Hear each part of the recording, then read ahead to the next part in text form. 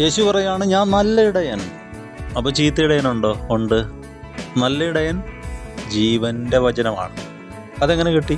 ഇടുക്കുവാതിലൂടെ ഒരുത്തം പോകും എന്ന് പറഞ്ഞാൽ വിശ്വാസമില്ലാതെ വിശ്വാസികളോട് സന്തോഷിക്കാം, കർത്താവില്ലാതെ വചനശുശ്രൂഷ ചെയ്യാം, ആത്മാവില്ലാതെ ദൈവവേല ചെയ്യാം.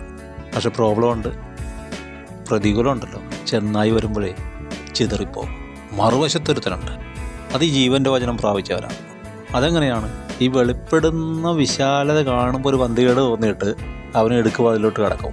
അങ്ങനെ കിട്ടുന്നതിൻ്റെ പേരാണ് അരുളപ്പാട്. അരുളപ്പാട് പ്രാപിച്ചവനെ വചനം വിളിക്കുന്ന പേരാണ് ദേവന്മാർ. അരുളപ്പാട് പ്രാപിച്ച് യോഹന്നാനെ കുറിച്ച് പുരുഷാരം പറയുകയാണ്, അവൻ അത്ഭുതമൊന്നും ചെയ്തിട്ടില്ല, അടയാളമൊന്നും ചെയ്തിട്ടില്ല, പക്ഷേ അവൻ പറഞ്ഞതൊക്കെ സത്യമായിരുന്നു. വേണ്ടേ? ഈ സത്യം നമ്മൾ പറയണം.